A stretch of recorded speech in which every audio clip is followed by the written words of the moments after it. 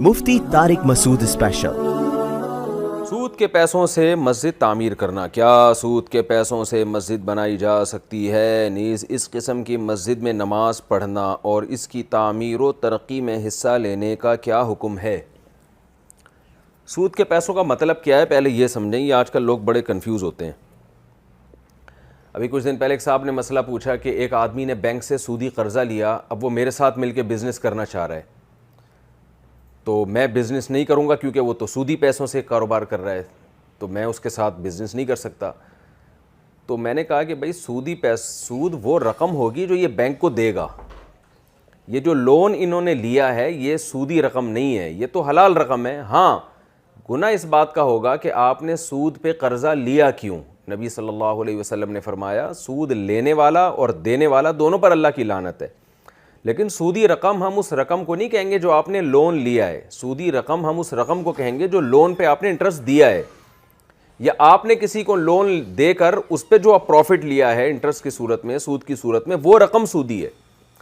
تو اب بات واضح ہو گئی کہ یہ جو آپ نے پوچھا ہے کہ زکوٰۃ کے سود کے پیسوں سے مسجد تعمیر کرنا، تو سود کے پیسوں کا مطلب یہ ہے کہ آپ نے کسی کو رقم دی تھی ادھار اور اس رقم پہ آپ کو سود ملا، اس رقم سے اگر آپ مسجد تعمیر کر رہے ہیں تو بہت بڑا گناہ ہے یہ، بلکہ ایمان خطرے میں پڑ جائے گا۔ آپ حرام اور ایک ناپاک گندے مال سے آپ مسجد تعمیر کر رہے ہیں۔ اگر کسی نے مسجد تعمیر کر دی تو پھر اس مسجد میں نماز پڑھنا بھی جائز نہیں ہے۔ لیکن اگر کسی نے بینک سے لون لے کر مسجد بنائی ہے تو لون لینے کا عمل بہرحال گناہ کا عمل ہوا ہے، لیکن مسجد وہ اس کو یہ نہیں کہیں گے کہ سود کی یا حرام کی رقم سے مسجد بنی ہے۔ تو اس رقم سے کوئی کاروبار کر رہا ہے تو وہ کاروبار کی ارننگ بھی حلال ہے، اس سے کوئی گھر بنا رہا ہے تو اس کے گھر میں رہنا بھی حلال ہے، مسجد بنائے گا تو مسجد بھی جائز ہوگی، البتہ بے برکتی ضرور ہے کیونکہ آپ نے غلط طریقے سے قرضہ اٹھایا ہے کہیں سے، تو یہ ناجائز ہے۔ دوسرا مسئلہ سود کے پیسوں کا مطلب ہے کہ یہ بھی لوگ سمجھتے ہیں کہ سودی بینک میں جو آدمی جاب کر کے تنخواہ لے رہا ہے تو یہ بھی سودی رقم نہیں ہے لیکن ہے حرام، کیونکہ ناجائز کام کے عوض میں آپ کو تنخواہ دی جا رہی ہے۔ تو تنخواہ تو حلال پیسوں سے دی جا رہی ہے، کیونکہ بینک اپنی جو ارننگ ہے نا، جو پروفٹ ہے، وہ الگ سے نکال کے نہیں رکھتا کہ اس پروفٹ میں سے لوگوں کو تنخواہیں دے رہا ہو۔ کہتا تو بینک یہی ہے کہ میرا جو سودی پروفٹ ہے میں اس میں سے تنخواہیں دوں گا، لیکن صرف کہتا ہے، فزیکلی ایسا ہوتا نہیں ہے، بلکہ لوگوں کی جو حلال رقمیں بینکوں کے اکاؤنٹ میں رکھی ہوئی ہوتی ہیں، اسی حلال میں ہی بینک کی جو لوگوں سے سود لیتا ہے وہ سود اس میں شامل ہوتا رہتا ہے اور حلال اس میں غالب ہوتا ہے۔ تو لہذا بینک جب اپنے امپلائیز کو تنخواہ دیتا ہے تو اسی مشترکہ کھاتوں سے وہ تنخواہیں دے رہا ہوتا ہے، تو اس میں حلال غالب ہے، تو وہ تنخواہ حلال رقم سے دی جاتی ہے۔ لیکن بینک کے امپلائی کے لیے وہ حرام اس لیے بن جاتی ہے کہ امپلائی ایک ناجائز کام کے بدلے میں تنخواہ لے رہا ہے۔ اس کی مثال ایسے ہے جیسے آپ اپنی خون پسینے کی حلال کمائی کسی مزدور کو دیں یا کسی ملازم کو دیں، اور ملازم سے کام آپ ناجائز لے رہے ہیں، اس سے کہہ رہے ہیں کہ یہ ناجائز کام کر اور اس کے بدلے میں مجھ سے یہ فلاں کو مار کے آ جا، مثلاً فلاں کو قتل کروا دیا آپ نے، فلاں کو خام خواہ میں ظلم کروا دیا، اور اس ظلم کے بدلے میں آپ اس کو یہ پیسے دے رہے ہیں۔ تو پیسے تو حلال سے دے رہے ہیں، لیکن سامنے والے کے لیے وہ حرام اس لیے ہیں کہ ناجائز کام کے بدلے میں دیے جا رہے ہیں۔ تو پتہ چلا حرام دو طرح کا ہوتا ہے، ایک یہ کہ وہ رقم ہی حرام ہے، ایک یہ کہ رقم تو حلال ہے لیکن جس کام کے بدلے میں دی جا رہی ہے وہ کام حرام ہے۔ تو جو سودی بینکوں میں جاب کرنے والے لوگ ہیں، ان میں جو لوگ بھی کسی بھی طرح سے سودی کام میں ملوث ہیں، جیسے کہ رسول اللہ صلی اللہ علیہ وسلم نے فرمایا سود کی وجہ سے 4 آدمیوں پر لعنت ہوتی ہے، سودی معاملے کو سود لینے والا، سود دینے والا، سودی معاملے کو لکھنے والا اور اس پر گواہ بننے والا۔ تو کوئی سودی بینک میں کسی بھی طرح سے سودی لین دین میں انوالو ہے تو اس کی ارننگ حرام ہے، چاہے بینک اپنے مشترکہ کھاتوں سے ہی دے رہا ہو، تو کیونکہ ناجائز کام کے بدلے میں تنخواہ مل رہی ہے۔ جب حرام ہے تو اس حرام تنخواہ سے جو بینک کا امپلائی ہے وہ نہ وہ قربانی کر سکتا ہے، نہ وہ حج کر سکتا ہے، نہ وہ صدقہ خیرات کر سکتا ہے، نہ وہ مسجد بنا سکتا ہے۔ اگر اس حرام رقم سے بھی کسی نے مسجد بنائی ہے تو وہ بھی ناجائز ہے۔ ایک بات تو یہ ہو گئی۔ البتہ سودی بینکوں میں کچھ لوگ ایسی جاب کر رہے ہوتے ہیں جس میں وہ سود سے براہ راست ملوث نہیں ہوتے، اس میں کسی بھی طرح سے معاون مددگار نہیں بن رہے۔ جیسے اسٹیٹ بینک میں بہت سارے ایسے شعبے ہیں، مثال کے طور پر اسٹیٹ بینک میں ایک آدمی کا کام پرانے نوٹ لے کر نئے نوٹ دینا ہے، تو تو یہ کام جائز ہے, اس کے عوض میں تنخواہ بھی حلال ہوگی. یا کوئی چوکیدار لگا ہوا ہے, یا کوئی الیکٹریشین ہے جس کا کام بلب صحیح کرنا ہے, یا پنکھے ٹھیک کرنا ہے, یا ایئر کنڈیشن صحیح کرنا ہے, یا صرف بینک کی عمارت بنانا ہے, تو ایسے لوگوں کی تنخواہ اور ان کو جو کمیشن ملے گا وہ حلال ہوگا, کیونکہ یہ ناجائز کام کے بدلے میں ان کو نہیں دیا جا رہا.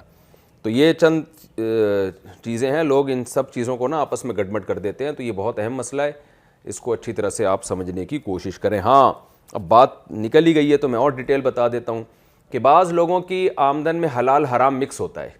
جیسے سود, یعنی بینک میں جاب کر رہے ہیں, حرام تنخواہ بھی آ رہی ہے, لیکن اس کے علاوہ بھی ان کے پاس حلال ذرائع ہیں.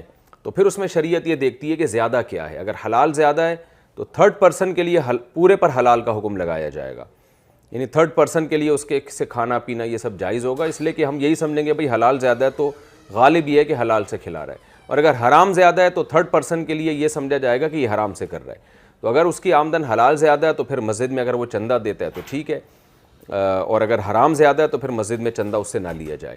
دوسری بات یہ کہ جس کے بارے میں پہلے سے پتہ چل جائے کہ اس کی آمدن میں حرام زیادہ ہے, خود سے پتہ چل جائے, اس سے تو چندہ لینا مسجد کا جائز نہیں ہے, نہ مسجد بنوانا جائز ہے. لیکن جس کے بارے میں پتہ نہ ہو تو پھر شریعت نے ہمیں تجسس کا حکم نہیں دیا کہ ایک آدمی آپ کے پاس کوئی گفٹ لے کے آتا ہے, آپ اس سے پوچھتے ہیں کیا کماتے ہو بھائی, پہلے اپنی آمدن بتاؤ. تو یہ تجسس ہے, غیر ضروری تفتیش ہے. اب ہمو ما ابہم اللہ, جس چیز پہ اللہ نے پردہ ڈالا ہے تو اس پہ ہمیں پردہ ڈالنے کا حکم ہے. تو پہلے سے پتہ چل جائے تو احکام الگ ہیں, جب تک نہیں پتہ چلا تو پھر شریعت میں یہی ہے کہ حلال ہی سمجھا جائے گا. لہذا وہ مسجد میں چندہ دے رہا ہے, مدرسے میں, یا کسی غریب کو کھانا کھلا رہا ہے, یا ویسے کسی کو گفٹ دے رہا ہے, تو جب تک آپ کو نہیں پتہ ہے تو اس کو حلال ہی سمجھا جائے گا اور اس میں تفتیش نہیں کی جائے گی اس سے.